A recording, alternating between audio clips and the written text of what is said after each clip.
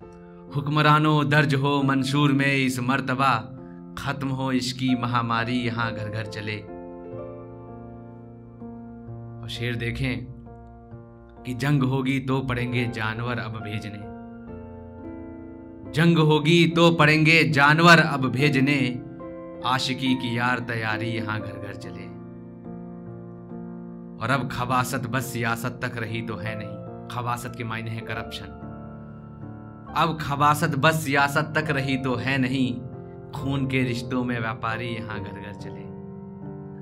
चलिए शेर देखें पहला कि मैं इंसान मरा हुआ और जिंदा शायर हूं,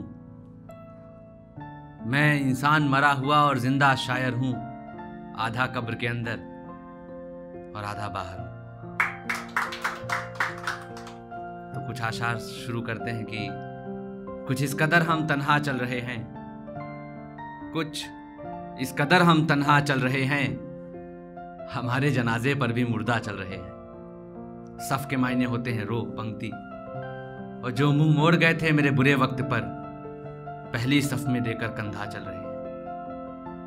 बाजार बंद हैं फिर भी यहां मंदी नहीं, रिश्ते नातों में भी तो धंधा चल रहे हैं। और आदमी को है उड़ने का शौक ज्यादा, जमीन पर फकत परिंदा चल रहे हैं। और दरख्त के मायने होते हैं पेड़, दरीचे मतलब खिड़कियां। दरख्त काट कर हमने दरीचे बना दिए, इंसान रुका है दरवाजा चल रहे हैं। और मुझ पर ही धर दिया मेरी मौत का इल्जाम, क्या करे कानून वगैरह अंधा चल रहे हैं। और ताबूतों में रख कर अपनी इंसानियत, कब्र में गड़े हुए सब जिंदा चल रहे हैं। और कितना बदहाल होगा ये मुल्क, यहाँ आज भी दुआओं में खुदा चल रहे हैं। और कालिक ये जो कंधों पर सारे हाथ हैं, कालिक ये जो कंधों पर सारे हाथ हैं, हाथ नहीं फांसी का फंदा चल रहे हैं। कुछ इस कदर हम तन्हा चल रहे हैं, हमारे जनाजे पर भी मुर्दा चल रहे हैं। चलिए एक गजल देखें कि आजकल ये इश्क बीमारी यहाँ घर घर चले। गजल का मतलब है कि आजकल ये इश्क बीमारी यहाँ घर घर चले, मैं कदे जाने की तैयारी यहाँ घर घर चले।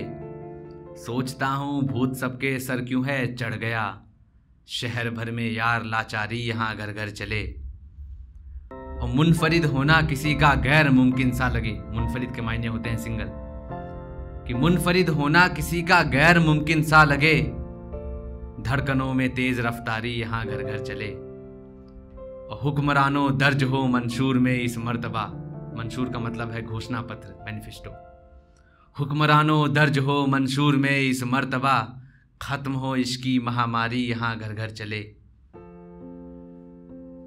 और शेर देखें कि जंग होगी तो पड़ेंगे जानवर अब भेजने, जंग होगी तो पड़ेंगे जानवर अब भेजने, आशिकी की यार तैयारी यहाँ घर घर चले। और अब खबासत बस सियासत तक रही तो है नहीं, खबासत के मायने है करप्शन। अब खबासत बस सियासत तक रही तो है नहीं, खून के रिश्तों में व्यापारी यहाँ घर घर चले। और जब कफन तुम पे चढ़े फल फूल उस पर ढेर हो, इसलिए तो बाग फुलवारी यहाँ घर घर चले। और सरखुशी का मतलब होता है एटमोस्ट प्लेजर, और सोगवारी का मतलब होता है रोना धोना। तो शेर देखें, रूह सारी सर खुशी से छोड़ती सारे बदन, रूह सारी सर खुशी से छोड़ती सारे बदन, सोगवारी बेवजह सारी यहाँ घर घर चले। गजल का आखिरी शेर है, ख्वाब का लिख टूट जाएगा भगत अशफाक का। भगत सिंह और अशफाक साहब की तरफ से शेर है कि ख्वाब का लिख टूट जाएगा भगत अशफाक का, अब रगों में खून सरकारी यहाँ घर घर चले। आजकल ये इश्क बीमारी यहाँ घर घर चले, मैं कदे जाने की तैयारी यहाँ घर घर चले। चलिए एक कहानी सुन ले और 3 मिनट लूंगा आपके और। दिस इज कॉल्ड एक खत ऐसा भी। एक एल्डरली कपल जो अनविलिंगली एक ओल्ड एज होम में रह रहे हैं और अपने बेटे को एक खत लिख रहे हैं। उस खत में वो क्या लिखते हैं, जिस दिन मुझे और तुम्हारी मां को यह पता चला कि अब हमें 9 महीने का इंतजार करना होगा, तुम्हें नहीं है एहसास इतना सा भी, वो इंतजार कितना मुश्किल रहा होगा। तुम्हारे माँ के चेहरे की खुशी याद है मुझे, इतना खुश मैंने उसे आज तक नहीं देखा था। उसने तो तुम्हारे आने की खबर होते ही तुम्हारे लिए कपड़े बुनना शुरू कर दिया था। मैं कहता था उससे, तुम्हारी माँ से, कि सुनो सुनो, आराम करो, तुम्हें जरूरत है। मगर पता है माँ तुम्हारी क्या कहती? कहती मेरा बेटा है, इस दुनिया में आते ही मेरे हाथ के बुने कपड़े पहनने की जरूरत है। एक नन्ही सी जान जो हमारा अपना हिस्सा होगी, जो हमारी जिंदगी का ना खत्म होने वाला किस्सा होगी। कहाँ पता था हमें, बेखबर थे हम। वो औलाद जिसे हमने खुद को भूखा रखकर पाला था, जिसका खुश होना हमारे लिए रोटी का निवाला था, वही हमें हमारी जिंदगी से बेखबर कर देगी, हमें हमारे ही घर से बेघर कर देगी। तुम्हें पता है क्या है 4 मंजिला का मकान जिसे आज तुम अपना कह रहे हो? इस घर को, हाँ इसी घर को तुम्हारे आने पर तुम्हारी माँ और मैंने खिलौनों से ज्यादा तुम्हारी किलकारियों से सजाया था। हमारे घर में तो हमने तुम्हें चलना फिरना बोलना सिखाया था। माफ करना बेटा, तुम्हारे घर में बेटा। अगर हमें पता होता कि तुम ऐसे से हो जाओगे, हम तुम्हें पैदा ना कर पाते, या फिर तुम्हें पैदा करते ही मर जाते। अगर हम मर जाते, तुम दर दर भटकते, तुम्हारे जन्मदाता हैं सब कैसे देख पाते। इसलिए तुम्हें बड़ा कर गए, तुम्हें तुम्हारे पैरों पर खड़ा कर गए। तुम्हारी गलती नहीं है, तुम बेसुध थे ना उस वक्त। शायद तुम्हें याद ना हो, शायद तुम्हें माँ की डांट याद रह गई जब तुम गली मोहल्ले में लड़कर चोट खा कर आते थे। मगर शायद तुम वो लाड़ प्यार दुलार भूल गए जो तुम डांट खाने के बाद बेशुमार पाते थे।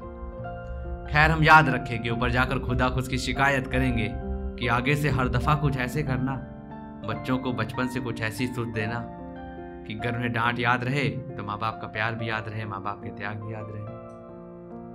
खैर, ये बताओ सब खैरियत तो है ना? तुम्हारी जिंदगी में सहूलियत तो है ना? करीब 1.5 बरस हो रहा है तुम्हारे यहाँ आए हुए, और शायद इतना ही तुम्हें हमारी याद आए हुए। करीब 1.5 बरस हो रहा है तुम्हारे यहाँ आए हुए, और शायद इतना ही तुम्हें हमारी याद आए हुए। नन्हे मेहमान के आने की कोई खबर नहीं हमें, दादा दादी बनने की कोई खबर नहीं हमें। अगर आ गया है तो सुनो, कुछ कपड़े बुने हैं दादी ने उसके लिए, कुछ खिलौने भी ले रखे हैं मैंने उसके लिए। हमारे खुद के घर से दूर हमारा हम उम्र परिवार है यहाँ, उसके एक नहीं करीब 50-60 दादा दादी है यहाँ। ले आओगे तो ज्यादा प्यार मिल जाएगा उसे, आधों को तो देखना देखकर रोना ही आ जाएगा उसे। क्या कहें अब कि सब ना चाहते हुए किसी न किसी के इंतजार में रहते हैं। कोई आएगा मिलने उनसे, बस इसी फिराक में रहते हैं। तुम आना तो बस एक तस्वीर ले आना, यहाँ मत लाना तुम उसे। ये कपड़े खिलौने किसने भिजवाए कुछ भी ना बताना उसे। अगर हमारे पोते को लाओगे, उसने पूछा रिश्ता तो क्या बताओगे? क्या जवाब दे पाओगे? क्या हमें अपना माँ बाप बता पाओगे? नहीं ना। इसलिए तुम रहने देना, हमसे कोई कमी रह गई तो माफ करना, मगर उसे तुम परवरिश अच्छी देना। हम नहीं चाहते तुम्हें भी ये सब किसी को कहना पड़े, तुम्हें भी आगे चलकर इस नन्हे मेहमान को ऐसा खत लिखना पड़े।